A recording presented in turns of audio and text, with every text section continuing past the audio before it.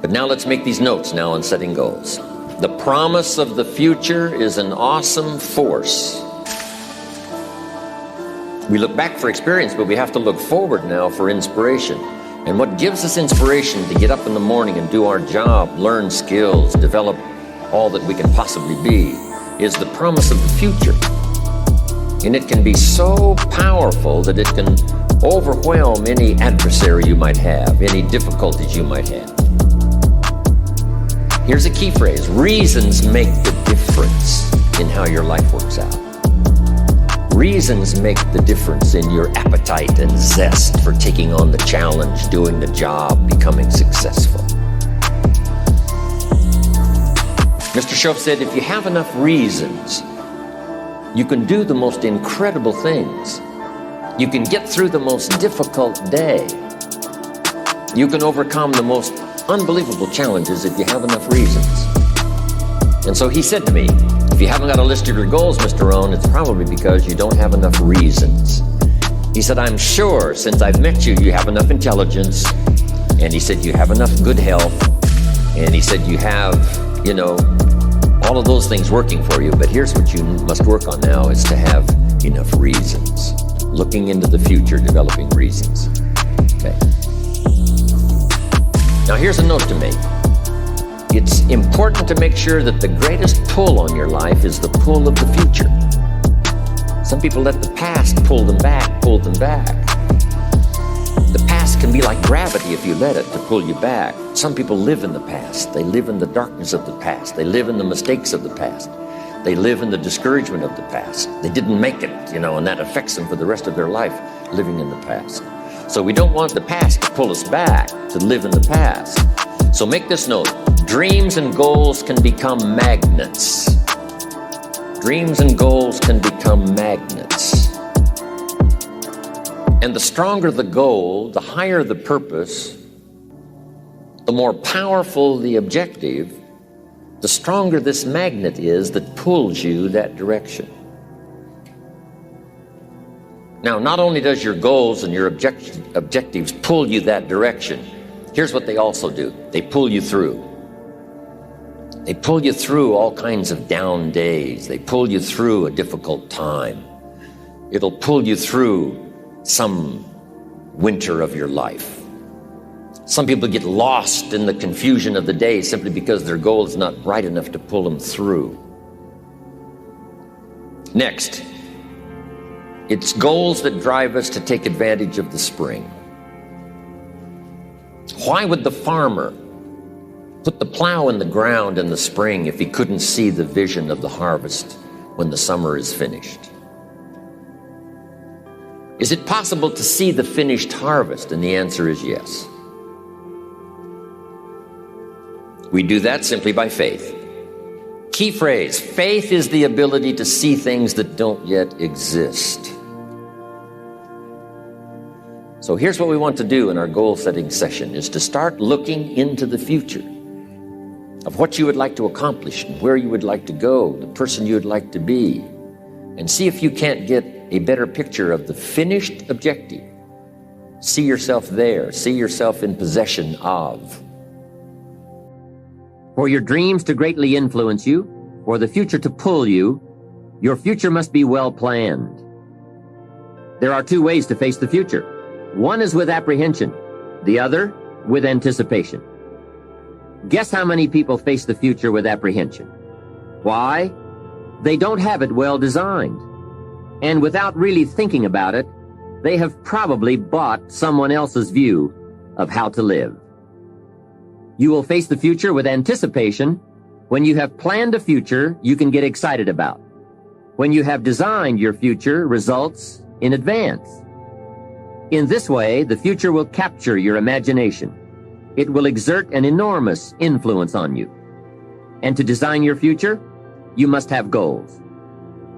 Well-defined goals are like a magnet. They pull you in their direction. And the better you have defined them, the better you have described them, the harder you work on them, the stronger they pull. And they pull you through all kinds of difficulties too. Without goals, It is easy to let life deteriorate to the point where you're just making a living. It is not difficult to get trapped by economic necessity and settle for existence rather than substance. We all have a choice. We can either make a living or design a life. Now we're going to take some time to actually start designing the next 10 years of your life.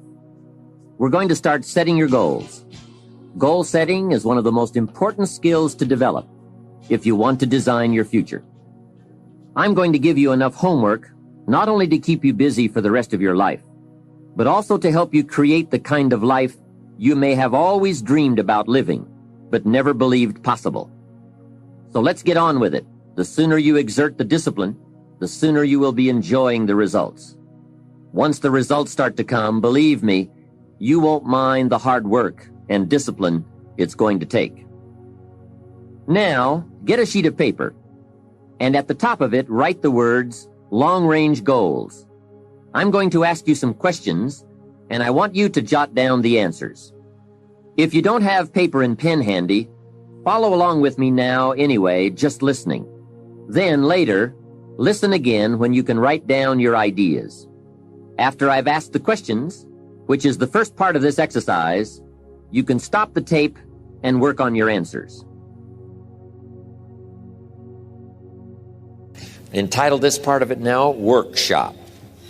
And under the workshop, I'm going to ask a series of questions, and it's going to serve as a model so that you can teach this to your children, you can teach it in classes, you can teach it anywhere. Under the workshop, now here's the first question.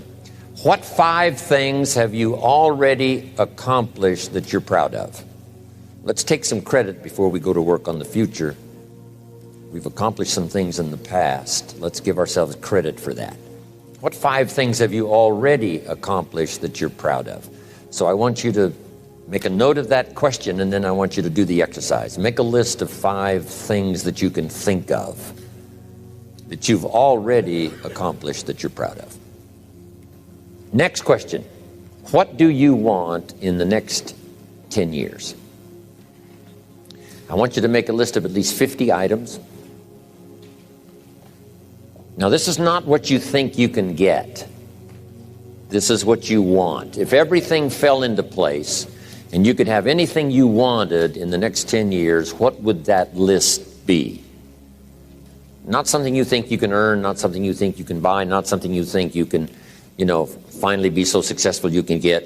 This is what would really do it for you the next 10 years. I want you to make this list.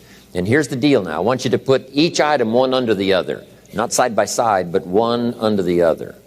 Just let your dreams, run free here. Not what you think you can get, but what you want. If everything fell into place and you could have whatever you wanted the next 10 years, what would that be? Little things, major things, insignificant things, doesn't matter. Just make the list.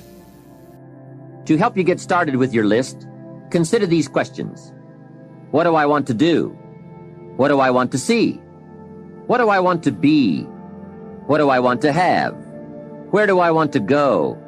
And what would I like to share?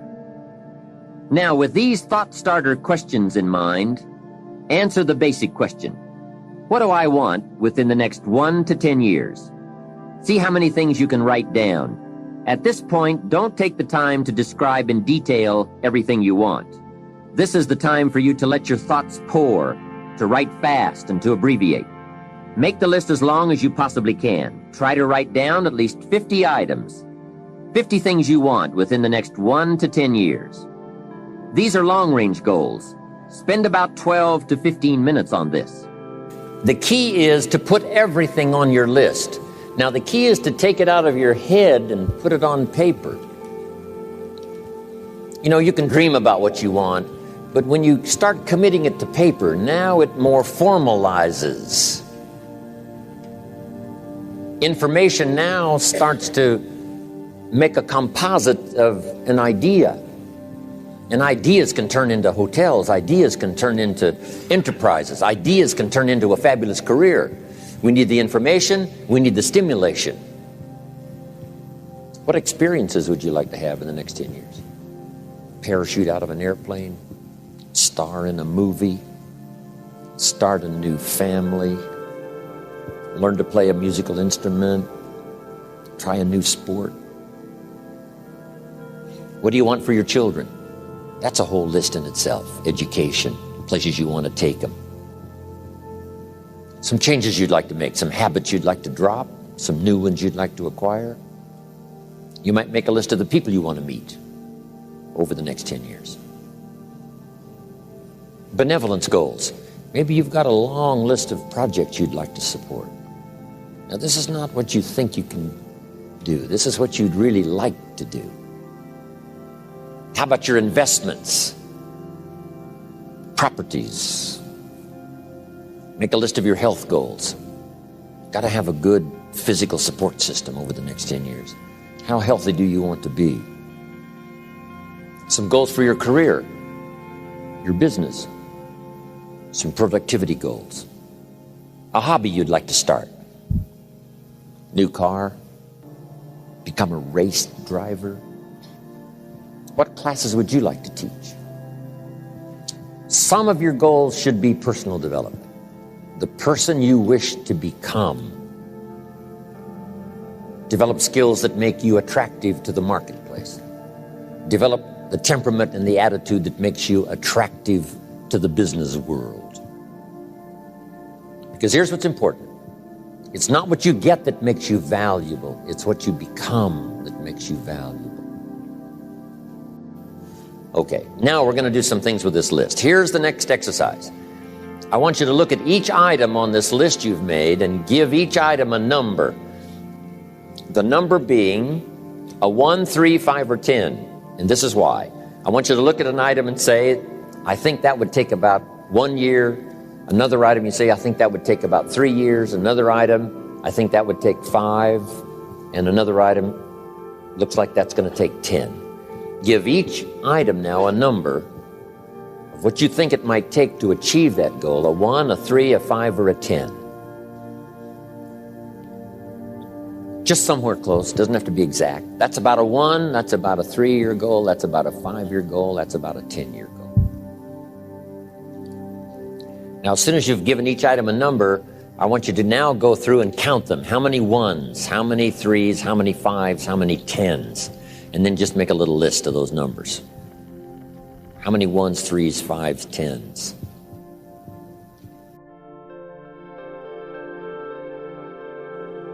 When you're finished entering your time frames, there should be a fairly balanced distribution of all your goals. If there are many 1- and 3-year objectives, but only a few in the 10-year category, maybe you need to think more about what you really want your life to add up to. What kind of life you really want to build over the long run. But if there's a preponderance of 10-year goals, and relatively few of the shorter-term variety, this may be an indication that you're putting things off, that you're focused too much on where you'll be at the end of the day and not enough on what you can accomplish right now. Keep working on your list, adding and subtracting goals with various time frames until you've created a more or less even distribution. Now comes the really challenging and interesting part. So far, you've just been adding things to the list, but now it's time to start making some selections. Now you're going to start asking yourself, what's really important compared to what might just be sort of fun? Choose 4 goals from each of the 4 time frames, 1 year, 3 year, 5 year, and 10 year. Now you have 16 separate goals. So far, you've only referred to them in shorthand fashion. But now you're going to start seeing them very, very clearly in your mind's eye. You're going to see each goal just as if it were being realized this very minute. And you're going to write down a detailed description of exactly what you see. Do you intend to open a handmade furniture store in 3 years? What will the store look like from the street out front? Will there be gold leaf lettering on the windows? Or will there be a sign hanging over the door instead? How many square feet will the store contain? Will there be a showroom area for the furniture in front and a workspace in back? Or will the furniture be built at a different location? Do you intend to have any employees, or will you run the business entirely by yourself? Think of all the questions that need to be answered in order to see your goal with absolute clarity. And then write the information down in a notebook or on a piece of paper. That will become one of your most important personal possessions. But that's not all. Any goal is a powerful motivator only if there's a powerful reason behind it. Write down your reasons for wanting each goal in the same degree of detail that you use to write your descriptions. If you can't find a clear and convincing reason for each of your 16 goals, do some serious reevaluating. You may have more whims or pipe dreams than real goals, and now is the time to make that discovery. Keep working on your list until you have 16 clearly envisioned, strongly motivating, long-term goals. When the why gets big, powerful, strong, how seems to be so much easier. Without a strong enough why, the how seems to be too difficult almost to accomplish. Say, how do you manage your time? Hey, if you had strong and powerful enough goals, you'd figure out how to manage your time. You'd get a book on the subject. You'd do something to manage your time if it was worth it. If it's not worth it, why would you bother studying the art of managing your time if it really doesn't matter? But if it really mattered in the accomplishment of your goals and why you wish to accomplish them, see, you can do anything. You can get up any hour, read any book, take any class, make any change, develop any skill, do any discipline. You can do it all. When this how and the why, or when the why starts to grow, the how gets simple. Maybe one of your goals was to have $1 million home on the hill overlooking Snake River Valley. Okay, that'd be a good goal, $1 million home. Here's the next question. What for? What for? A house is a house is a house with bricks and wood and walls and roof. The key, yes, $1 million home, that'd be wonderful, but what for? So now jot this down. Purpose is stronger than object. The object would be the house, and that'll pull. That's a worthy goal to go for, the object of the house. But here's a stronger goal, the purpose for the $1 million home. So if you got that line, it's one of my best for the whole day. Purpose is stronger than object. It's okay to have plenty of objects to go for on your goal list. But always keep asking yourself the question, and sometimes it's good to just write it out. Here's why I want this money. Here's why I want this place. Here's why. And you start developing those reasons. And I'm telling you now, this starts to become incredibly powerful. Okay. Now, here's the next exercise. I want you to look now at the whole list that you've written and the exercises we've done.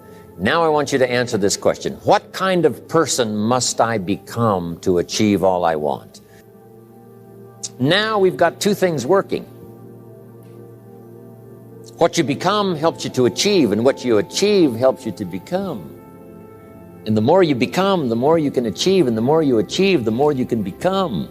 Who knows which affects the other the most? Your concept of the person you think you must become to achieve what you want. This is time for a little truth here. Maybe you need to become much wiser than you are at the moment. You need to become stronger. You need to have better health. Maybe you need a little coaching to really become the person I want to become. I'm going to have some coaching. Physical coaching, spiritual coaching, developing skills coaching. To be the influence you want to be, you got to build an incredible reputation. What kind of person must I be to attract all that I want in my life and the people that I want and the opportunities that I want? You may find that some of your goals you thought at first glance were important are not important after all. Do some reflecting, refining, and revising. The point is, right now, try to have approximately 4 1-year, 3-year, 5-year, and 10-year goals that you truly believe in, that inspire you, that you've sold yourself on. When these goals and the reasons you want to obtain them are each clearly described in a brief paragraph, transfer this information to a journal or some type of notebook that you can carry with you easily and refer to often. It's essential to set aside some time every week to review all of your goals, to rearrange them, redo them, restructure them, to add goals, or to tear up the whole list and start over. Goal setting is not something you do just once. It's a continual process. Also, you must constantly check your progress toward your goals. You don't want to fall too far behind on, or worse, lose sight of, your important goals. Now, just as important as your long-range goals are your short-range goals. Your goals for tomorrow, next week, next month, 6 months from now. These are goals you can accomplish within the next year, the immediate future. We call these goals confidence builders. When you work hard, burn the midnight oil, and accomplish these little things, it builds your confidence to go for your long-range goals. Write down in your notebook or journal all the little things you would like to have or accomplish in the next year. How you set up this list is up to you. You might want to break it down by week or by month. Set it up in whatever way works well for you. Part of the fun of having a list is being able to check off something as obtained or completed. Every week, try to check off at least one thing on your list of short-term goals. And when you are able to check off something major, something on your list of long-range goals, celebrate. Make winning joyful. Congratulate yourself. It is very important to celebrate progress.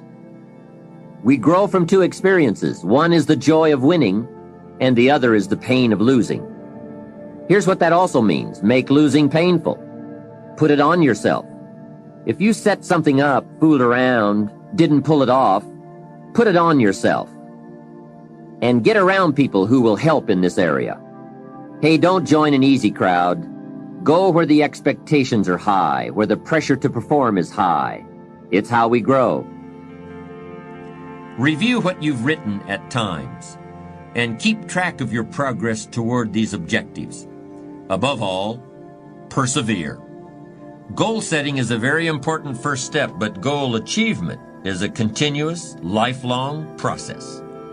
That's what makes it so challenging. That's also why it's so extremely rewarding to finally attain your long-term goals.